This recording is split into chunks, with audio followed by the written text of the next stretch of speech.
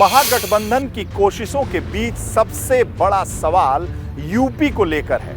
दरअसल यूपी में बसपा ने एकला चलो की राह पर चलने का ऐलान कर दिया है। वहीं दूसरी तरफ भारतीय जनता पार्टी ने 80 की 80 सीटों पर जीत की दावेदारी तेज कर दी है। चर्चा इस बात को लेकर है कि अगर कांग्रेस, रालोद और सपा का गठबंधन यूपी में होता है तो ऐसी स्थिति में लोकसभा चुनाव का नतीजा क्या होगा।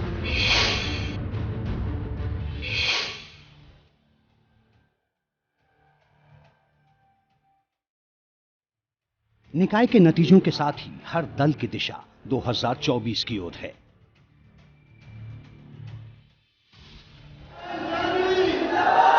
पश्चिमी यूपी में जयंत चौधरी समरसता अभियान के जरिए जमीन पर माहौल को टटोल रहे हैं।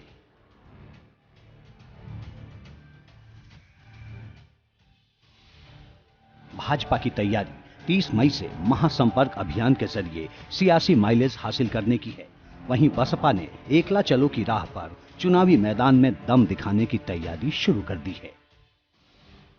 2024 के लिए सियासी जमातों की इस भूचाल तैयारी के बीच सपा रालोद के साथ कांग्रेस की गठबंधन की चर्चा सवालों का नया तूफान लेकर आई है।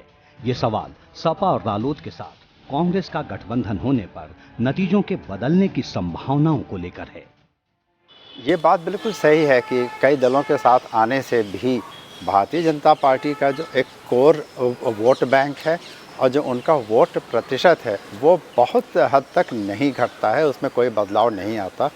क्योंकि इधर हमने कई चुनावों में देखा कि भारतीय जनता पार्टी का जो समर्थक है वो पूरी तरह से समर्पित है, कमिटेड है, चाहे बाकी दल साथ हों या ना हों। तो मुझे लगता है कि समाजवादी पार्टी और आरएलडी का गठबंधन चूँकि कुछ समय से चल रहा है तो उन्हें एक गठबंधन के तौर पर एक्सेप्ट किया जाता है, लेकिन बाकी दल अगर साथ आएंगे तो हो सकता है इसका थोड़ा फर्क पड़े।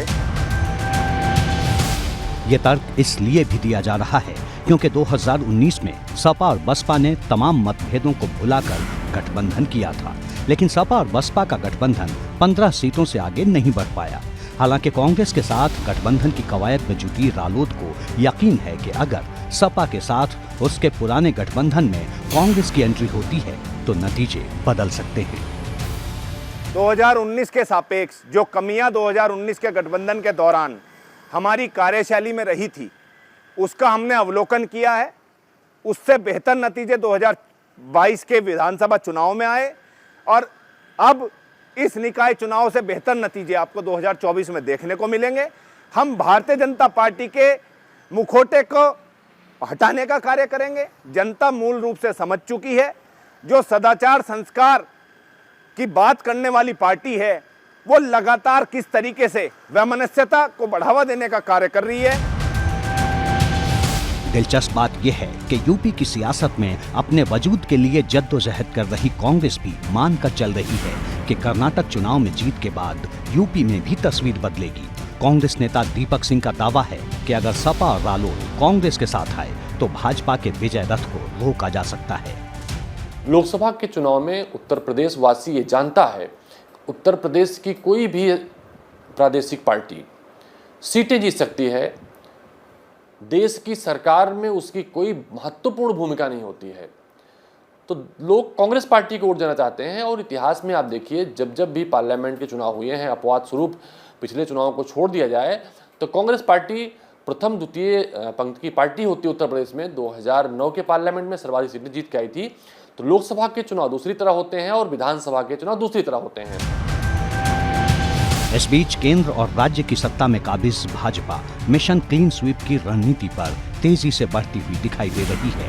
भाजपा की तैयारी 30 मई से महासंपर्क अभियान के जरिए राज्य के कोने कोने को नापने की है, हर एक मतदाता तक पहुंचने की है। दावा है कि विपक्ष कोई भी गठबंधन बना ले, इससे फर्क नहीं पड़ने वाला। Congress has gone case. Rahul Gandhi जो सबसे बड़े सो कॉल्ड नेता उस पार्टी के, वो स्वयं अपनी परंपरागत सीट अमेठी से हार चुके हैं, इसलिए उनको केरल जाना पड़ा और वो भांप गए थे कि वो हार रहे हैं। दूसरा, लोकदल वाले स्वर्गीय अजीत सिंह जी 2 बार चुनाव हारे हैं बागपत से और जयंत चौधरी 2 चुनाव। अब ये लोग जो अपनी सबसे अच्छी सीटें हैं, जिसको मथुरा कहते हैं, मुजफ्फरनगर कहते हैं और बागपत कहते हैं, उससे हार चुके हैं। दरअसल भाजपा के इस यकीन के पीछे सबसे बड़ा प्रधानमंत्री नरेंद्र मोदी का चेहरा है। भाजपा का दावा है कि विपक्ष के पास ऐसा कोई नेता नहीं जो राष्ट्रीय स्तर पर मतदाताओं के बीच पहुंच रखता हो। सामान्यतः जनमानस इस मत का है कि राज्यों में कोई दल आओ, क्षेत्रीय दल आओ या कोई दल आओ, लेकिन केंद्र में मोदी, क्योंकि जनता को यह विश्वास है कि कश्मीर से लेकर कन्याकुमारी तक भारत माता को सुरक्षित रखने का काम यदि कोई कर सकता है तो आदरणीय नरेंद्र मोदी जी कर सकते हैं। और इस नाते जनता लोकसभा के चुनाव में आदरणीय नरेंद्र मोदी जी के साथ रहेगी। फिलहाल बिहार से यूपी, यूपी से दिल्ली और दूसरे राज्यों में विपक्ष की पार्टियों को एक मंच पर लाने की कवायद जारी है। हालांकि अब तक महागठबंधन की कोई फाइनल तस्वीर बनती दिखाई नहीं देती। एबीपी गंगा के लिए ब्यूरो रिपोर्ट।